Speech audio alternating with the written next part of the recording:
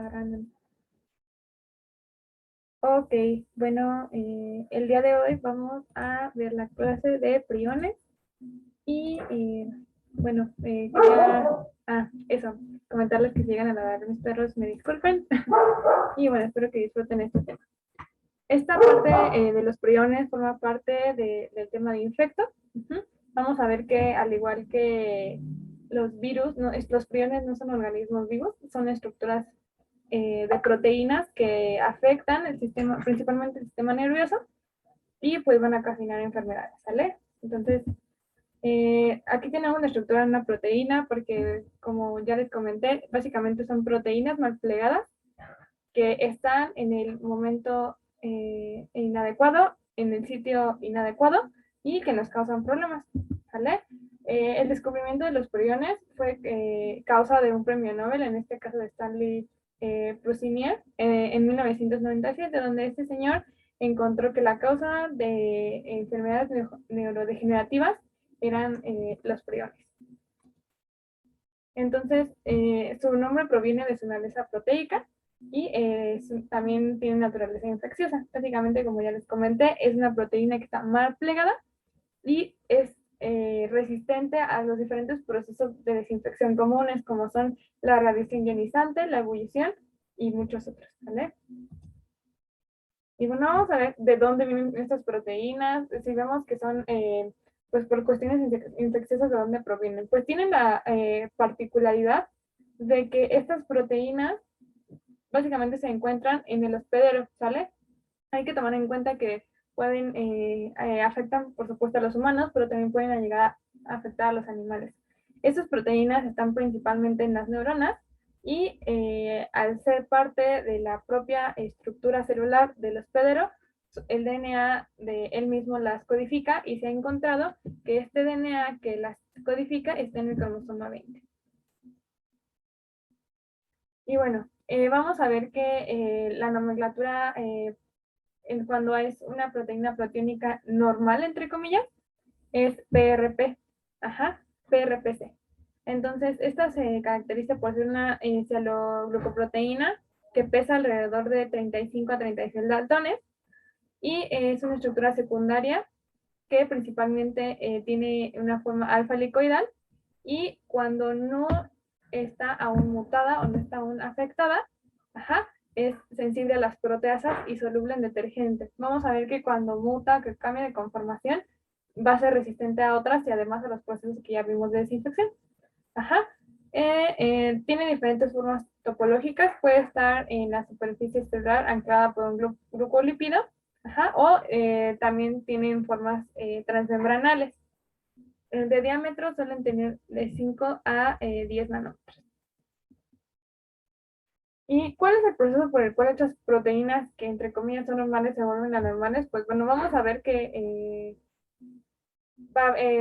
básicamente en el proceso de replicación se da, no se sabe exactamente la razón por la cual se dan estas mutaciones, el proceso molecular aún no se descubre, pero que básicamente están en convivencia proteínas priónicas normales y proteínas priónicas anormales. Entonces, estas se malpliegan. No, afortunadamente, la célula tiene como estos mecanismos en los que detecta que algo es anormal, y lo degrada, lo destruye y ya va. Pero estas no, ya vemos que estas son resistentes, Entonces, al interactuar con las normales, pues se van replicando, replicando y replicando hasta que la convivencia de las dos hace que todas las proteínas priónicas normales se vuelvan anormales. Y en algún momento se van a unir como fibrillas, y van a crear bastoncillos hasta que esos bastoncillos, hagan de cuenta que es como si agarráramos como taquitos de plastilina, y esos taquitos de plastilina, como esos hilitos de plastilina, los vamos juntando hasta formar una placa. Entonces así se forman estas estructuras patológicas. Entonces, la patogenia en general de estas, vamos a ver que es un grupo de enfermedades, es que una proteína celular normal priónica se va hacia su isoforma infecciosa y transmisiosa, en la que su nomenclatura es PRPSC, y a diferencia de la anterior, en la que ya vimos que forman una estructura alfa helicoidal, en este caso forman una estructura de hoja beta, que es la que tenemos aquí. Ajá. Y estas agregaciones forman fibras hasta crear los amiloides. Estos amiloides son las placas, ajá, que van a incrustarse dentro del cerebro y pues nos van a ocasionar, puede ser en el cerebro o alrededor de todo el sistema nervioso central, que también incluye la médula espinal, y nos van a crear cierto cuadro clínico. Ajá. Ya vemos que son resistentes a las proteasas y esto es lo que da lugar a la infección. Ajá.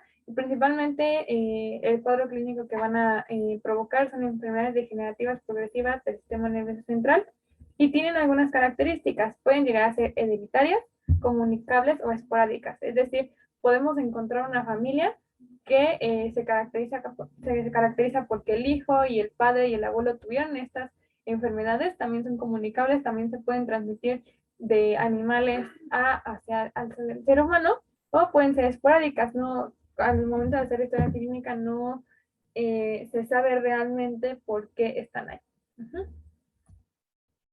Y aquí les muestro, esta es una fotomicrografía donde se ven las fibras, ajá, y ya, como les decía, hayan como unos plaquitos de plastilina que se van acumulando y se van acumulando hasta formar una placa.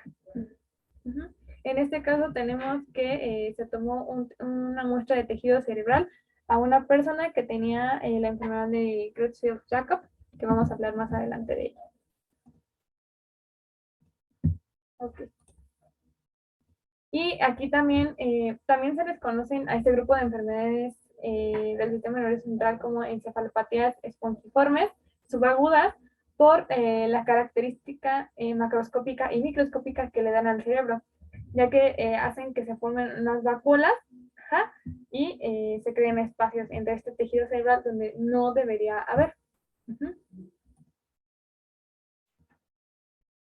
Aquí tenemos una resonancia magnética donde también aquí del lado izquierdo tenemos un cerebro normal y del lado derecho un cerebro normal. Y en el izquierdo podemos ver que tiene un aspecto como de esponja, como la que tienen nuestras mamás en las cocinas, y también por eso se le da este término. Y bueno, tenemos aquí, aquí yo corté la tabla y realmente nos mostraba enfermedades comunes en humanos y en animales causadas por priones, pero nuestro interés son las causadas en el hombre. Ajá. Ya vemos que pueden ser ahí de diferentes, hay adquiridas, esporádicas y familiares, y las adquiridas pueden ser la variante de la enfermedad de Creutzfeldt-Jakob, que está vinculada a la ingestión o inoculación de material infectado por priones, ajá, por ejemplo, una carne bovina, ajá, que ingiere una persona y que por eso se infecta. También tenemos la enfermedad de Kuru, que más adelante vamos a hablar de ella, que está asociada al canibalismo, y la enfermedad diatrógena de Creutzfeldt-Jakob, ajá, que está vinculada con material biológico que está contaminado con priones. Es decir, puede que a veces los procesos de esterilización de algún hospital no sean adecuados, y por eso se dice que es diatrógena, porque al no ser adecuados se empiezan a formar estas placas y al ingresarse, por ejemplo, un material biológico como un injerto de dura madre, un trasplante de córnea, hormona de crecimiento humano que provenga de un cadáver o algún instrumental quirúrgico durante una cirugía, puede también llegar a contaminar e infectar a este tipo de pacientes, ¿sale? También puede ser la enfermedad de Creutzfeldt-Jakob de manera esporádica, en donde no se sabe desde dónde el paciente adquirió esta infección. Y también tenemos los familiares. Tenemos el German-Strauss-Scheinzer, que está asociada a mutaciones específicas dentro del gen que codifica a la PRP, que está dentro del cromosoma 20. Ajá, tenemos también el insomnio familiar letal, y también la enfermedad de Creutzfeldt-Jakob también puede ser hereditaria. Uh-huh. Y vamos a hablar un poco de tres enfermedades específicas. En el caso de la enfermedad de Kuru, es una enfermedad, vemos que todas son neurológicas, todas son progresivas, y esta principalmente se ha encontrado en mujeres y niños del pueblo de Fore, en Nueva Guinea. Uh-huh. Las manifestaciones clínicas que tienen estos pacientes son ataxia, hiperreflexia y espasticidad, que también los lleva a demencia progresiva, inanición y muerte. ¿Ok? Entonces, vamos a ver que estos pacientes se van a presentar por alteraciones en la marcha, porque tienen músculos muy contraídos, no recuerdan ya lo que hacen, ajá, y vamos a ver que está, ¿por qué se daba, no? Se asocia al canibalismo, pero es que estas personas en esta población acostumbraban a hacer una sopa con el cerebro de sus familiares muertos y pues básicamente era un ritual. Ajá, entonces pues al ver ya que pasaba esto, pues hubo una intervención por parte de pues personal sanitario para que ya no hicieran esto porque pues era muy característico que solamente en esta tribu, ajá, en estos pueblos se daban este tipo de enfermedades.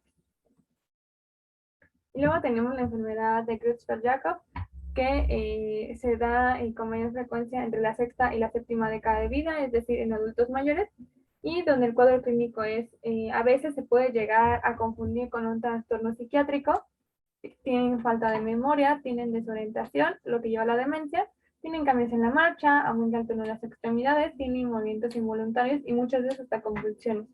¿Okay? Entonces, es un poco semejante a la enfermedad de Kuru, pero pues vamos a ver que en este caso la enfermedad de Creutzfeldt-Jakob no está asociada, uno, al canibalismo y dos, se puede dar en cualquier parte del mundo. Uh-huh. Pueden también llegar a sufrir severas consecuencias como parálisis, emaciación, pulmonía y la muerte. Entonces, esta es una enfermedad letal. Vamos a ver que en este tipo de enfermedades el periodo de incubación puede ser de meses hasta años, o sea, realmente no tiene un patrón tan específico. El 85% de los casos es esporádica y tiene un patrón familiar en el 15% de los casos. Y el diagnóstico de esta enfermedad se tiene que hacer por biopsia, es decir, se tiene que tomar un pedazo de tejido cerebral, ajá, y pues ya, así es como se hace. Por último, tenemos el insomnio fatal familiar, donde estos pacientes se caracterizan por tener dificultad para conciliar el sueño, lo cual a la larga les produce demencia progresiva. Entonces, estos pacientes se afectan sobre todo entre los 35 y los 61 años de edad y culminan con la muerte luego de 3 a 25 meses después que se hace el diagnóstico o que se cumple el periodo de incubación y ya está activa la infección. Ajá, entonces recordemos que pues dormir es uno de nuestros procesos fisiológicos y es muy, muy, muy importante, por lo cual pues sí, a estos pacientes también les va muy mal. Y pues sería todo respecto a los priones, realmente no es un tema tan largo, realmente no tiene muchos años que se descubrió, fue en el 97 y aún se desconocen muchos de estos procesos. Realmente el proceso molecular de la patogenia no se conoce y pues no hay nada más que comentar. Mayra, no sé si tengas tú algo que agregar. ¿Andas por ahí? Sí, aquí estoy. No, realmente como tú lo dices, es un tema muy Ok, perfecto. Entonces, cortito, entonces creo yo que está bien. ok, perfecto. Entonces, sin más, es todo por el tema. Y cualquier duda que tengan, ya saben que pueden comunicarnos por el chat sin problema, ¿sale? Muchas gracias.